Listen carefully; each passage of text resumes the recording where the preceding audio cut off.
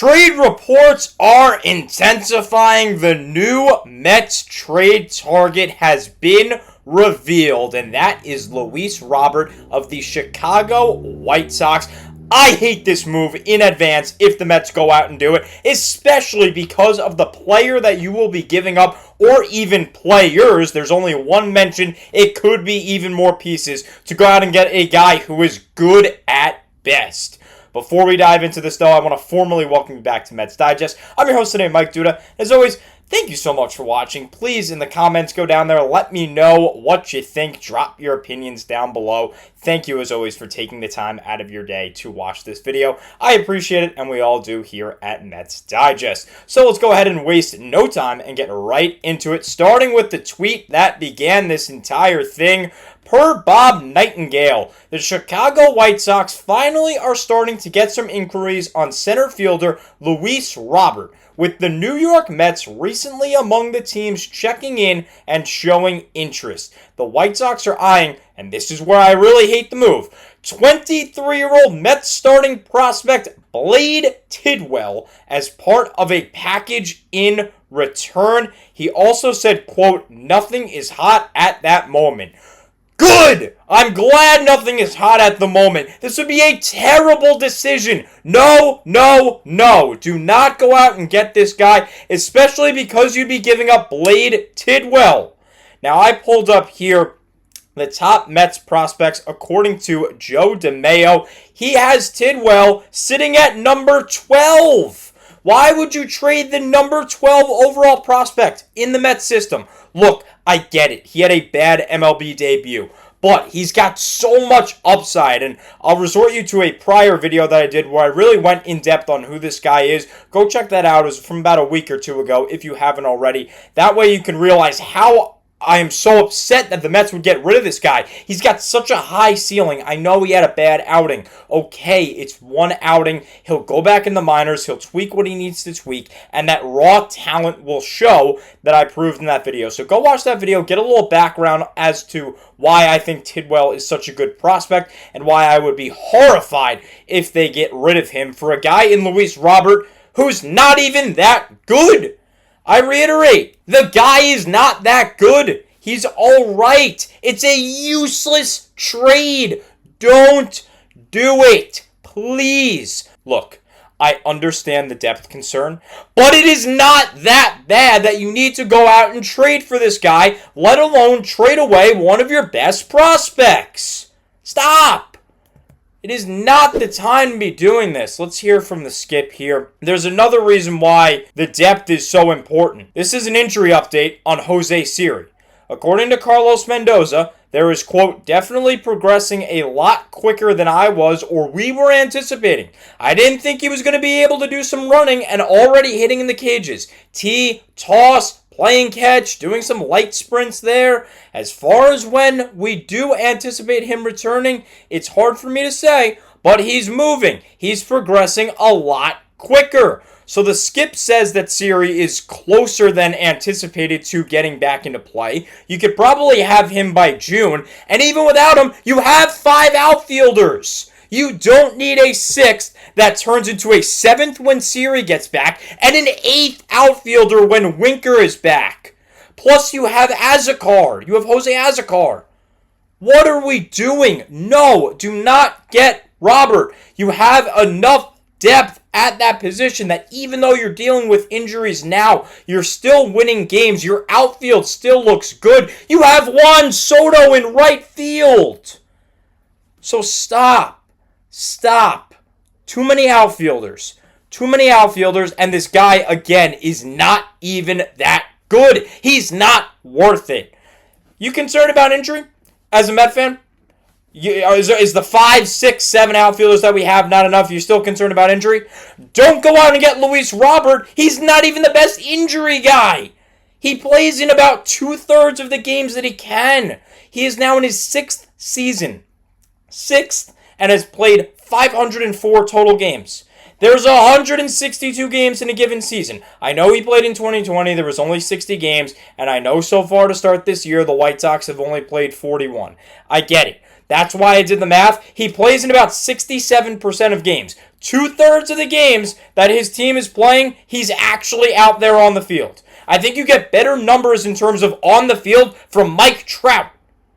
So no, and you get nowhere near the production of Mike Trout, might I add. I got to go over some of the positives because you got to look at both sides, I get it, but there's not many, and we don't have a lot of time to go over it because it's really not that much to talk about.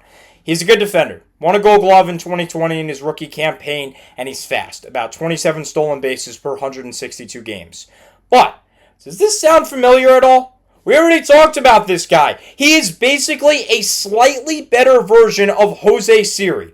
Go and look at that average. 186 this year, 224 last year, OPS hovering around the 650 mark, nowhere near even 100 OPS plus, 15 to 20 points lower than that. So he's not even a good hitter the past 2 years. All he is a guy that can run. Siri is faster, by the way, and a guy that's got a decent glove. Siri has a better glove.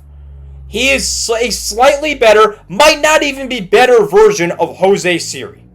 And you heard the good news on Siri. He'll be back pretty soon. So stop. Do not go out and get this guy.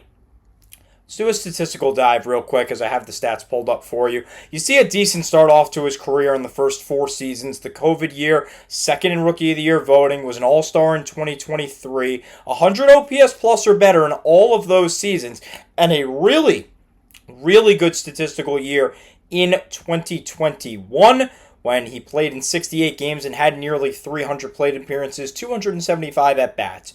So that's good. You can tell that he can be a good hitter. He just hasn't been the past 2 years, and I don't trust him to just flip a switch and automatically just turn things around. All these people are saying how bad Soto was to start the year. All we wanted was him to flip a switch and it was all magically there, right? Still took over a month for that to happen. I don't want to even test this with Luis Robert. I think that is ridiculous. And again, look at those last 2 years. They are putrid. 224 average, 278 on base, 657 OPS for an 86 OPS plus last season. And to start this year, he's been even worse. 186 average, 293 OBP, 619 OPS, good for a 79 OPS plus. Here's another thing about him. He strikes out almost every at-bat. The guy averages more than a strikeout per game. 184 strikeouts per 162 games. He strikes out. He's not a good hitter. So you want him on base. Great. He doesn't get on base. He can't steal if he's not on base. Don't trade for him, please. I think I've said it enough. And here's another thing. This guy was a huge prospect. This guy was the name. It was like, Luis Robert this, Luis Robert that. Look at Chicago, right? They got this great guy. I haven't even heard his name. Barely heard this guy's name ever since he came up to the pros, particularly in the last 2 seasons. Now I'm really first hearing his name this year because the Mets go out and are looking to trade for him, possibly. It's just ridiculous. Let's go into the advanced stats here. Expected batting average of 236. That is in the 27th percentile, meaning he is worse than 73% of MLB players in expected batting average. His squared up percent is 16.1. He is in the first percentile, meaning 99% of MLB players square up more baseballs than he does. And you're going to tell me this guy's a good hitter? No, he's not. He's a slightly better version of Jose Siri, I reiterate. 29.6% chase rate in the 36th percentile for that. So still numbers not in his favor. 64% of big leaguers have better eyes and don't chase compared to him. A 31.6% whiff rate. That is 13th percentile, meaning that 87% of the league sits and doesn't whiff on the ball as much as he does. A 30.9 strikeout rate, meaning he strikes out 31% of the time. That is 31 at-bats out of 100 that he is going up there and getting a K. That is not producing small ball. That is not getting on base for a guy who's supposed to be a speed guy. He is in the 6th percentile for that, meaning 94% of the league doesn't strike out as much as he does. And it's funny, the Mets just played the Cubs, so I was thinking about the Javi Baez deal where we gave up Pete Crow Armstrong. His numbers are basically the same from the advanced metric standpoint as Javi Baez. There's only one main difference. Granted, Robert's stats are a little bit better in these advanced metrics. There's only 3 things that he's significantly better in. Barrel percentage, 71 compared to 30. Bat speed, 92 compared to 53. And a walk percentage, 84 compared to 6. Now, I know those are drastic differences, but basically all this guy is either a slightly better version of Jose Siri or Javi Baez, just with a quicker bat who draws more walks. No. No, no, no. Moral of the story today, do not go out and get Luis Robert, especially if you have to give up a good prospect in Blade Tidwell. That would be ridiculous. That is the newest Met rumors that the Mets want to go out and get Luis Robert. I say no, no, no. Do not go out and do this. Go and focus your talent and go and focus your efforts on an 8th inning reliever like maybe Kyle Finnegan. I know I mentioned him a lot, but go out and get an 8th inning guy for the bullpen, not your 8th outfielder.